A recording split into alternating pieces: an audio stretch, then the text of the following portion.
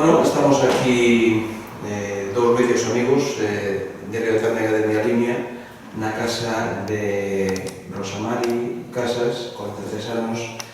Esta muller, pois, supoño que desafortunadamente para ela, protagonista de un caso que deu moito que falar recentemente, hai aproximadamente 15 días, non?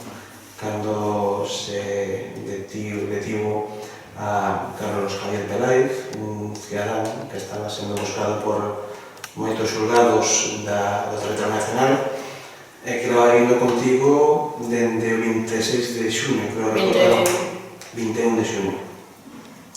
Un home que está arestora, pois, detido, van agora a disposición judicial por un montón de delitos, entre os de vida, de furto.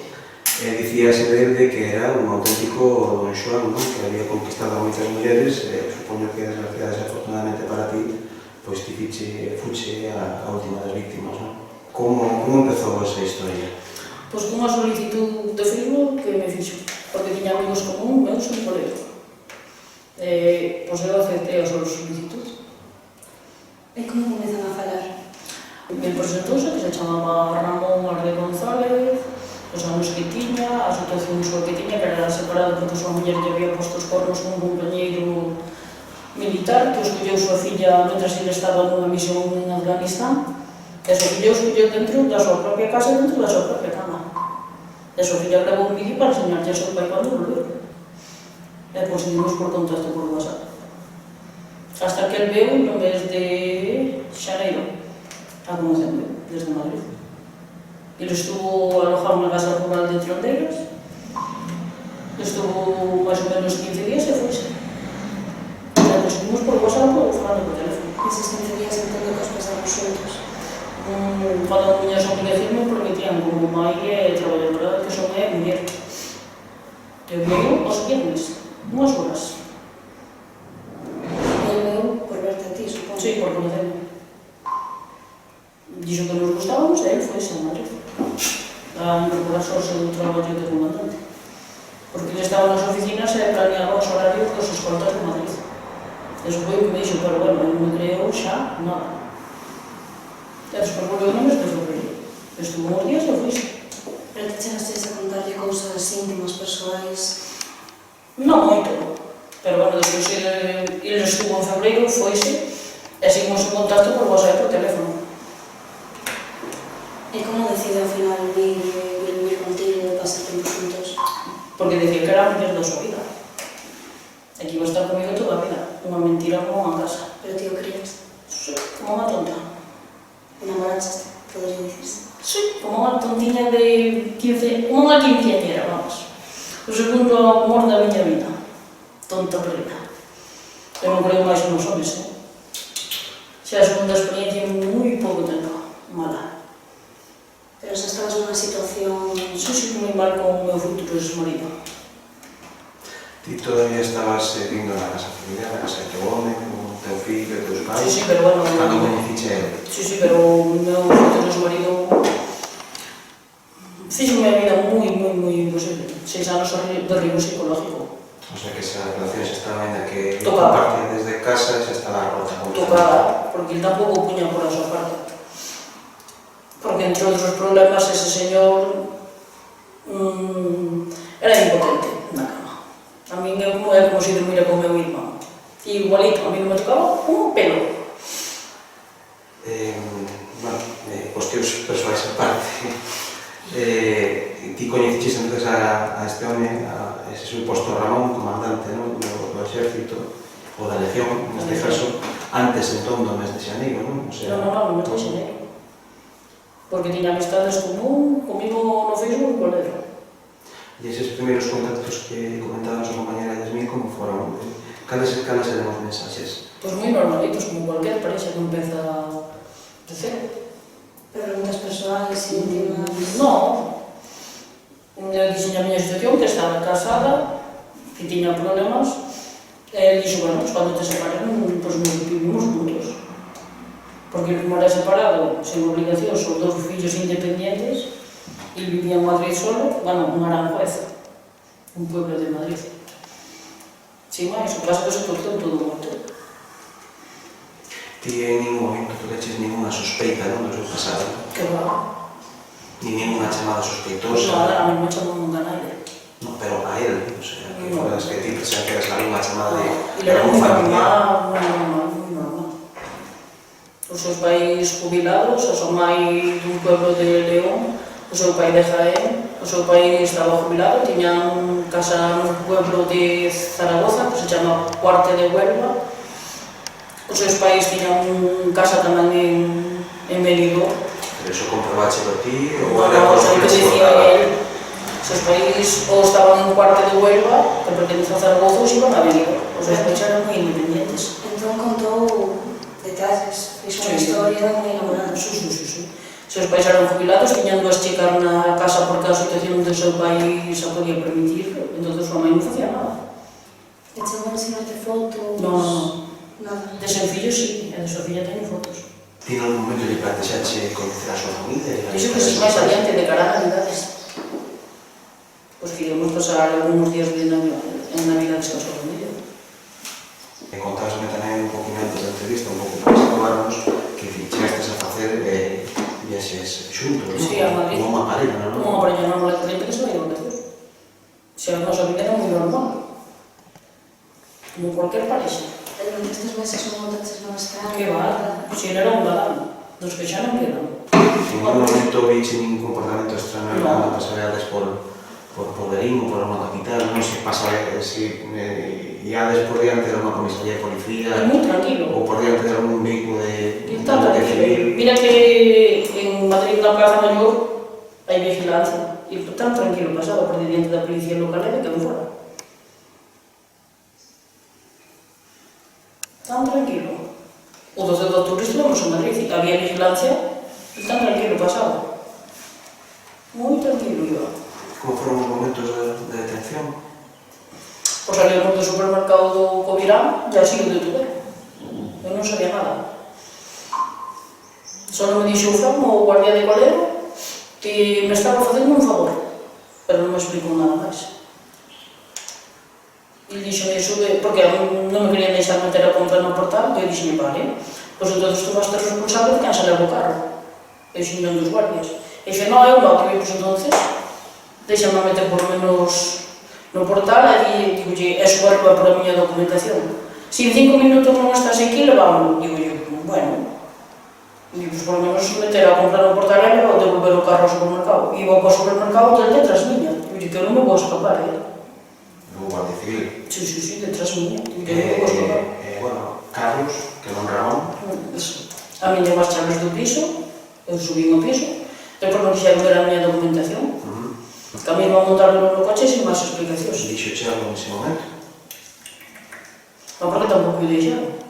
Non lle deron opción a explicarse. Ninguna. E eu fui ao cuartel e tampouco me deron ninguna explicación. Había algún tipo de vigilancia previa a ese día de detención? Pois os guardias de colero. Eu tampouco sabía nada. Pero cando saíades do domicilio, había algún tipo de seguimento, de patrulla, vigiando os avós? Eles estaban de diante do piso, cando se cansaban e ibanse, xa estaban. O sea, que si había vigilancia por parte Ao mellor estaban familia. 10 minutos ou un cuarto de hora, e que a mesma ibanse. O sea, de cantos días antes da detención? Eu que sei, 15 días ou así, ou algo máis. De todos os días? No, días alternos ou cando o outro traballaba, porque sabes que os guardias non traballan todo seguido, e o outro tamén ten unha familia e non podía pasarse as 24 horas vigilándonos. En ningún momento da vosa relación fixo ningún tipo de comentario? Ningún. Ele era tiña un plan moi elaborado, moi elaborado. Mulleres, perdón por lo que vou a decir, pero sodes un poquinho máis perspicaces que a maioría dos homens, non? Sí, pois Nunca sospeitache me dixenlle, alguna vez dixenlle, porque claro, o seu amigo era subastador. Eu claro, con ele falaba en castellano porque o gallego non o entendía. Digo yo, pues ya puedes aprender gallego, hijo, porque yo no te voy a hablar siempre en castellano y ya me estoy cansando de hablar castellano contigo. Tú aprendes gallego o lo vas a llevar muy mal. E digo, no serás tú, Carlos Javier, porque os parecéis un montón. Que no, que mi amigo es subastador, no tiene hijos, Que no, nos parecemos un montón, solo que él es más alto que yo. Pero, como non entendo? Había un subastador que era amigo dele. Sí, que se llamaba Carlos Javier Peláez Zamora. Ah. Pero ese amigo era imaginario, estaba en un móvil. Sí, queres ver fotos? Sí, claro. E ti tiñas fotos desta persoa que era él? no. E dicíanche que era outra persoa? Sí, un amigo que fixeron xuntos a Mili. Poderías enseñarse a cámara, sería posible.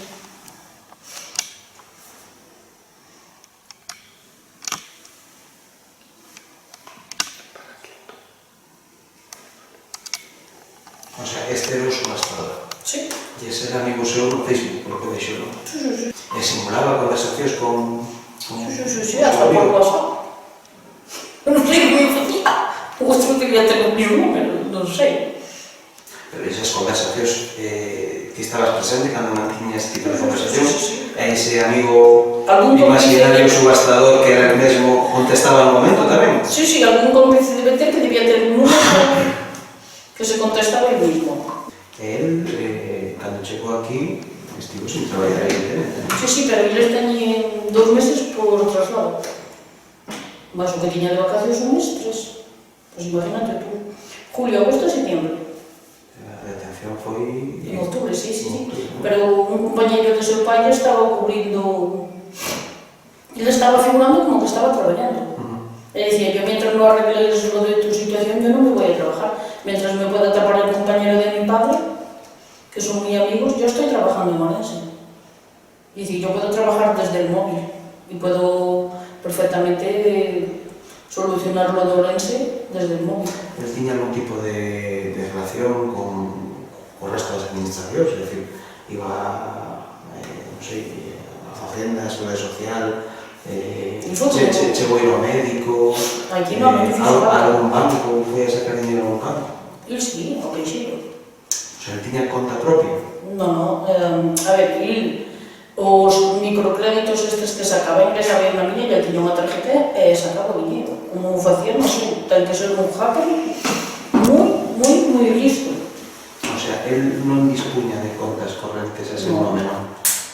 Pero ten que ser un hacker moi listo, porque desde o seu móvil controlaba todo. A ver se me explico, los microcréditos ingresaban yo na miña conta, e despois tiña unha tarjeta que ele traía, e ele, como eu hackeou, non sei, pero ele sacaba o dinero, no primeiro queixeiro que encontrara. Eu me quedaba na cama e ele ás 8 da mañá ou 8:20 estaba no queixeiro e sacaba o dinero. Como eu fixo, non o sei. O sea que a ese dinero hai que, a eses microcréditos, hai que sumar o dinero que ti entregaste. Bueno, os microcréditos son 200, son pequenas cantidades. Non son 300, 200 a máxima cantidade que hai. Hasta onde eu sei. Falouse de que chegaras a entregar a él en torno a 80.000 euros. Pois por las contas dos sargentos son 40.000.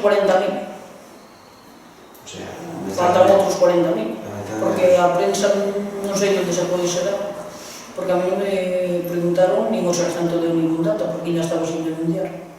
O periódico escribiu que quere.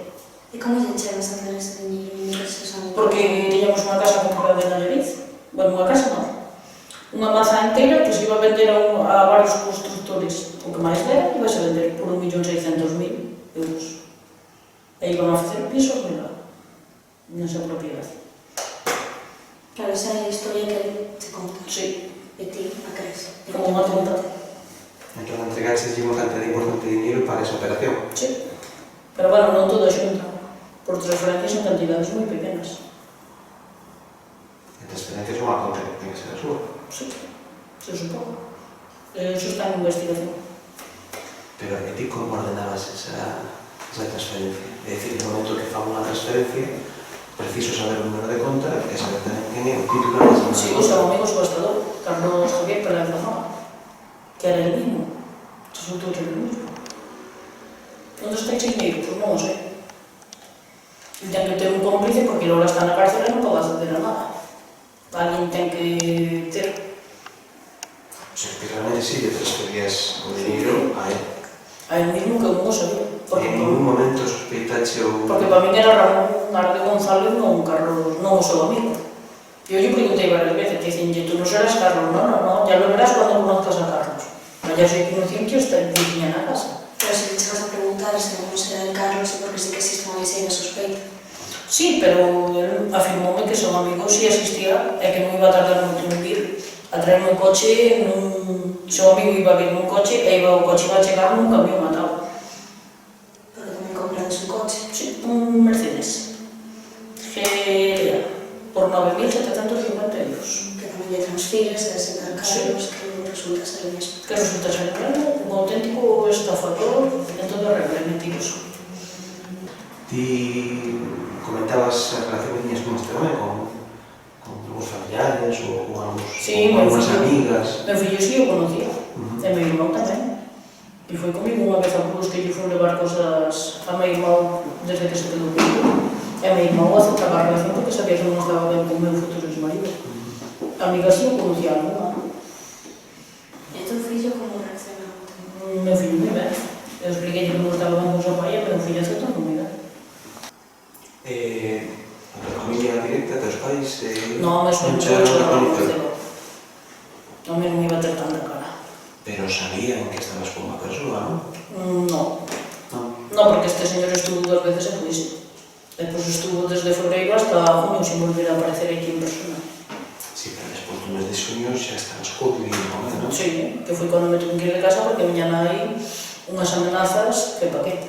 Dixo que non iba a permitir que me separara nunca. E teus pais fixeron algún tipo de advertencia respecto a No. esta persoa ou non chegaban nunca a saber que O estabas pai está con do meu lado, é o único que me apoia, meu pai e meu fillo. Meu irmán e miña nai están do lado do meu futuro ex-marido. E como reaccionou teu futuro ex-marido ante esta situación? Pois non o sei, fillo, porque non vou ni nada máis. Ni me collo o teléfono. Dice que eu teña que falar co abogado, que eu sepa non estou casada co abogado, digo que teña que aclarar, teño que aclarar comigo. Porque ti intentaches por ter contacto con... Sí, para solucionar cosas do noso futuro divorcio, pero non negase a falar comigo por teléfono, entonces. Sinti moito, eu xa me cansei de non ejercer de mai en 4 meses, e vou ir a por todas. Está ejercendo miña nai que é a súa abuela, e xa me cansei de darlle os dereitos a alguén que non lle corresponde. E cando te vas de casa... Meu fillo estaba comigo. Meu fillo dormía esa noite aquí comigo. O que pasa é que po outro día tiña que ir tocar ca agrupación de Xinzo e o señor director da banda de Xinzo o tiene bastante impresionado que meu fillo tuvo que acabar indo. Eu querendo falar con meu fillo na cociña e o outro chamando por teléfono e mandándolle WhatsApp. E presionou tanto a meu fillo se foi. E non tes contacto con ele por vía telefónica? Sí, por vía telefónica, pero non me collo o teléfono, e por WhatsApp, pois cando me contesta, cando non. Ahora sí que teño que dar tempo. Pero ele quere ter contacto contigo? Pero bueno, meu fillo tamén non veu tocar todo o bravo aquí para que o mai non o poidera ver. Eso non o fai ninguna mai nin ningún futuro ex-marido. Porque saben que é o que máis me doi. E ainda tenho só teño un. Eu penso recuperar o meu fillo non sei, pero por as duas. Pero ti en ningún momento abandonaste teu fillo, non? Non, meu fillo estaba comigo, só que o director dixendo tanto impresionou que meu fillo eu tiña lle roupa aquí para que tocara aquí en Berín e meu fillo non quixo tocar en Berín porque o tía la impresionou tanto que meu fillo se foi a Coleco, vestiuse e fez tocar a Santo de la Roa por Dixita e desde entonces meu fillo non volveu comigo. Pero que tipo de presións te refires? Home, pois por WhatsApp dicíndolle estas horas non nos podes deixar colgados cando manda máis o mai que un director de banda. E iso aproveitaron os teus pais Non, meu pai, miña nai. Meu pai está ao meu lado. Miña nai e o meu futuro ex-marido. Pa, retelo. Lle compraron un móvil de 400 euros, lle encheron a cabeza en contra miña, e diñeiro lle dan o que quere. E caprichos os que quere. Se quere unha camiseta como traía posta na hora que cuesta 100 euros de marca, pois lle compramos. E diñeiro que queira para diante para atrás. Entón, un río con 16 anos, se ten diñeiro, ten un móvil de 400 euros e todos os caprichos, e lle deixamos facer o que quere para que vai vir un da súa mai que é a mala da película e o mete en vereda. E ti como estás agora? Eu, moi tranquila. Para poder recuperar o meu fillo. E non lle vou permitir a Naide que me quite un papel tamén. A Naide, vou pasar por encima de quen sea. Por a lei. Eu vou recuperar o meu fillo por as dúas. E falando con ele, e vou lle dar o tempo que necesite. Pero como é o teu día a día? Pois moi normal. Como é a tua vida agora, non? despois de todos estes envites que che deu precisamente. Teño un orllón amarado que bateu. A mí non me funde nada. Traballas en Pastor, estás traballando? Non, porque teño que estar 6 meses indo 2 veces a semana a Ourense, en seguimiento. Si tiño un traballo? En seguimento por unha enfermidade? No, a nivel psicológico. Por todo o acontecido do Sí, agora? por o acontecido con meu ex-marido, con meu fillo e con ese señor que está na cárcel. E os recursos de que vives agora? Axudanche? Meu pai me está axudando. Meu pai. Con miña nai non teño relación. O sea, que estás aquí só neste piso, non? Sí. Era que compartías. Que este piso é en común con meu marido, que non lle quero a súa parte. Pero bueno, que tamén intentaron sacarme por todos os medios, sí. Para que acabara dormindo na calle, pero non o conseguiron. Non me vou a peñer tan fácil porque a mitad do piso non. Porque estamos en gananciales.